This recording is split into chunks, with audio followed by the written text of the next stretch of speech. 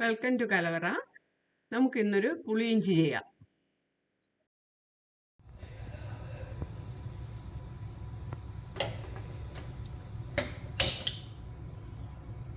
ഇനി വെളിച്ചെണ്ണ ഒഴിക്കാം.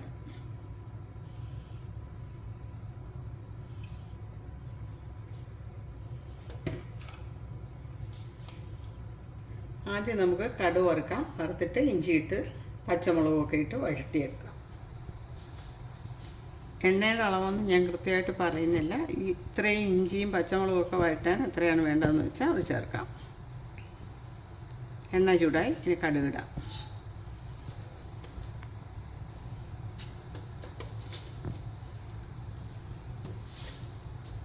കടുക് 1.5 ടീസ്പൂണാണ് ഇട്ടത്.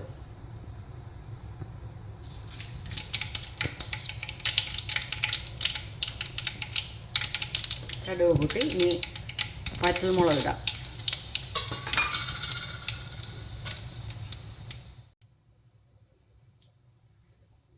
കറിവേപ്പില,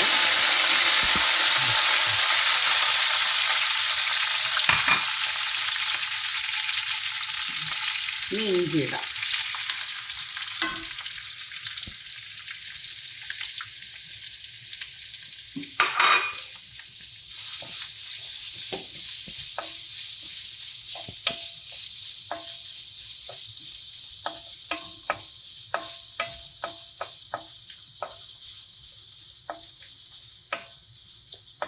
ഇഞ്ചിയുടെ കളറൊന്ന് ചെറുതായിട്ട് മാറി തുടങ്ങിയിട്ട് വേണം പച്ചമുളക് ചേർക്കേണ്ടത്.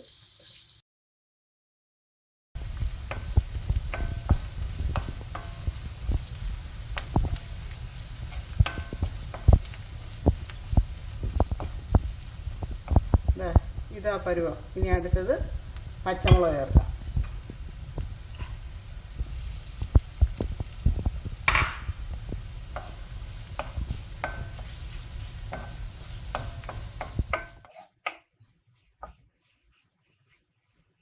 ഇഞ്ചിയും പച്ചമുളകൊക്കെ മൂത്ത് തുടങ്ങി.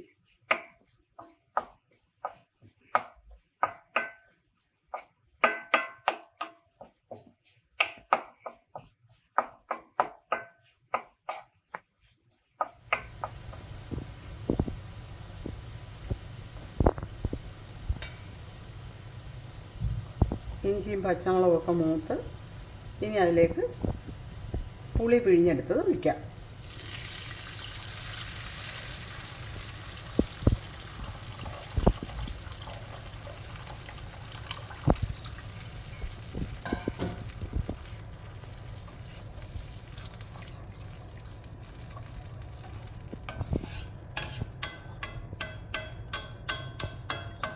ഇതിന് നന്നായിട്ടൊന്ന് തിളയ്ക്കട്ടെ.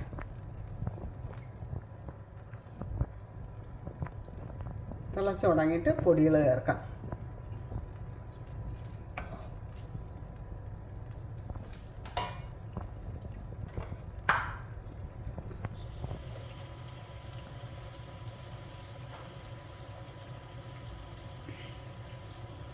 തിളച്ച് തുടങ്ങി ഇനി ആദ്യം ഉപ്പ് ചേർക്കാം.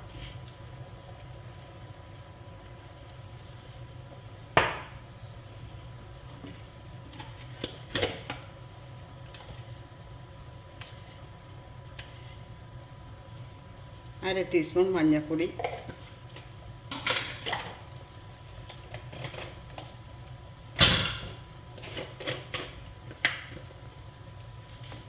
ഒരു ടീസ്പൂൺ കാശ്മീരി മുളക് പൊടി,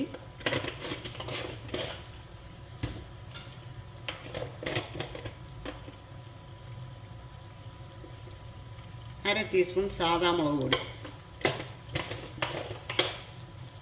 പച്ചമുളക് നമ്മൾ ചേർത്തിട്ടുണ്ട്, അതുകൊണ്ട് പൊടികളൊക്കെ ഇത്രയും മതി. മുളക് പൊടി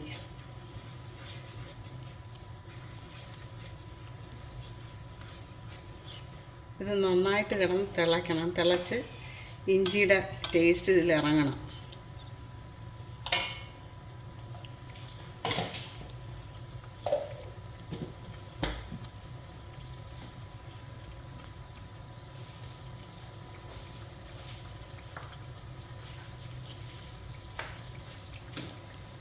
ഇനി ശർക്കര ഇതിലേക്ക് ചേർക്കാം.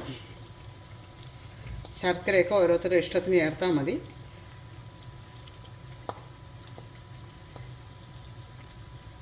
ഇനി ഒരു കഷ്ണം വെച്ചിട്ടുണ്ട്, അത് മധുരം നോക്കിയിട്ട് എടുക്കാം.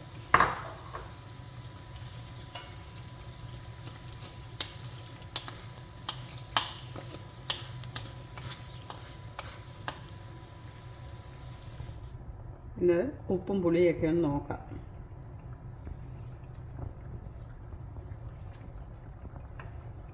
ശകല ഉപ്പും കൂടെ വേണം, കുറച്ച് മധുരവും കൂടെ വേണം, അല്പം എരിയും വേണം.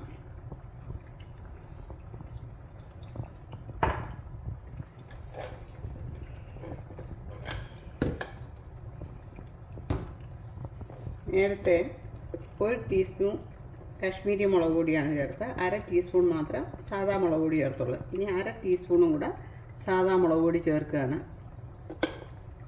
അങ്ങനെ 1 ടീസ്പൂൺ കാശ്മീരി മുളക് പൊടിയും 1 ടീസ്പൂൺ സാദാ മുളക് പൊടിയും ചേർക്കും. ഇനി ശർക്കര അതുപോലെ ഒരു കഷ്ണം ഞാൻ മാറ്റി വെച്ചിരുന്നു, അതും കൂടെ അങ്ങ് ചേർക്കുക.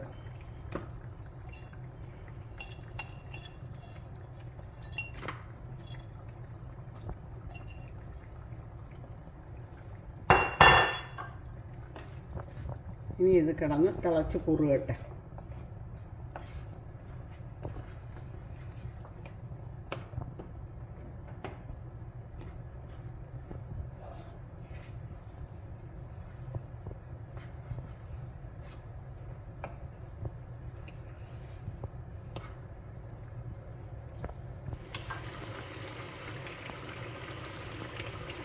പുളിയിഞ്ചി നന്നായി കുറുകി, ഒന്ന് ടേസ്റ്റ് ചെയ്ത് നോക്കാം. നല്ല ടേസ്റ്റ്. തീ ഓഫ് ചെയ്യാം. ഈ വീഡിയോ എല്ലാവർക്കും ഇഷ്ടമായി കാണുമെന്ന് വിചാരിക്കുന്നു. നിങ്ങളെല്ലാവരും ഈ പുളിയിഞ്ചി ട്രൈ ചെയ്ത് നോക്കണം. എന്നിട്ട് നിങ്ങളുടെ കമൻറ്റ്സ് അറിയിക്കണം. സബ്സ്ക്രൈബ് ചെയ്യണം, ഷെയർ ചെയ്യണം. അടുത്ത വീഡിയോയുമായി വരുന്നവരെ ബൈ.